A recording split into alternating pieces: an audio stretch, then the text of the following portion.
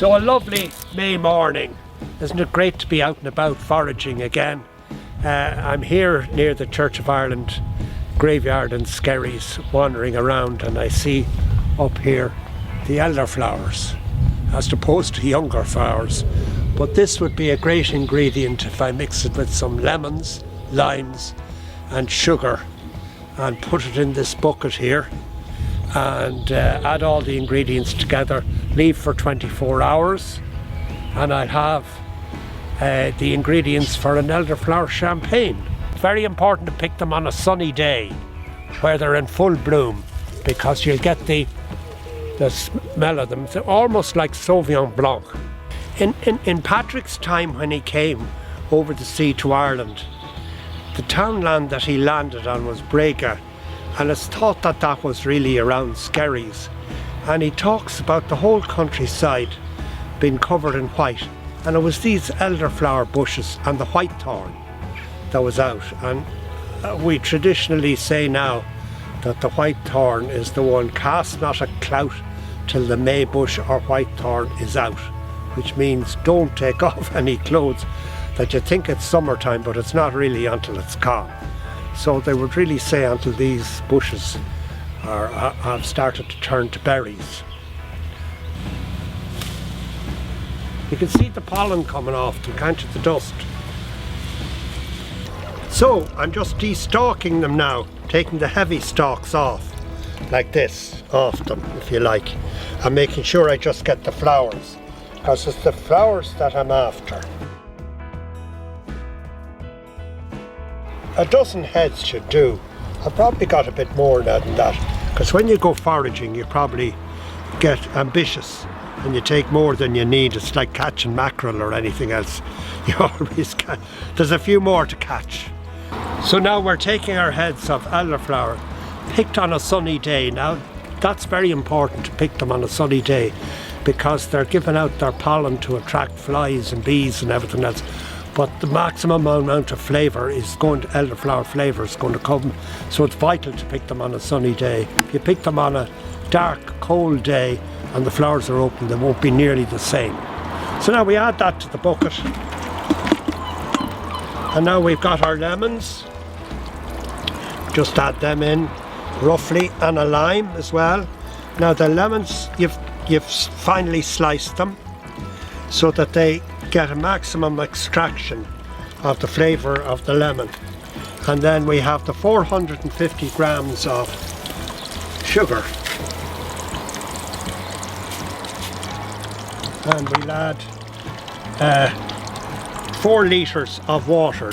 Now we leave this for at least 24 hours, and just to keep the flies off I'm just going to drape a dishcloth over it and now leave it in a cool place. Now for the bottling tomorrow, we're going to need screw top sealed bottles. And of course during the lockdown now, I've been drinking Jameson every evening to make sure I had the bottles for this elderflower champagne. That's the only reason I've been drinking Jameson. So I'm going to decant that and give it its first straining here, roughly through a colander, into another bucket. We're well on the way.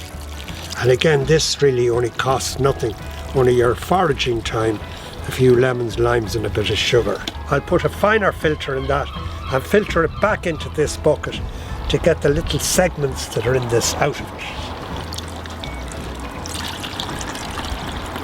We'll start off slowly. So here we are, we've filtered it through the coffee filter, and I'm about to decant it into the Jameson bottle. We won't quite fill it because we need some space for the gas to expand into it as it ferments. Seal it firmly. Now you can see that it's up to there, so it has plenty of room.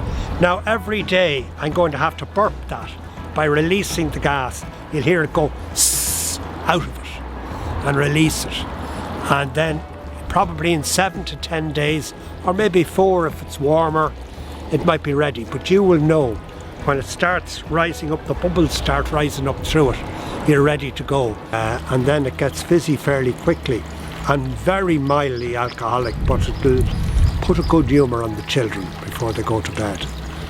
Now it can be then put in the refrigerator, and that will slow the fermentation down and keep it so it can be kept up to 6 months in the refrigerator, so you'll always have a refreshing drink and something ideal to mix with your, instead of a gin and tonic, a gin and elderflower is just fabulous.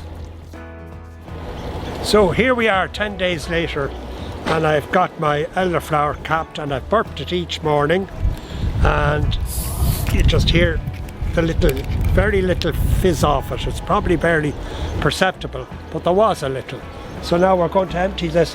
We've arranged some summer fruits around here, and we've made some ice cream from the elderflower itself. So we're going to pour this over it, and it will foam up. Look at it bubbling up. And there you have your summer fruit soup that St. Patrick would have been proud of. The recipe and the method, get the book, stpatrickplate.com. Enjoy your summer.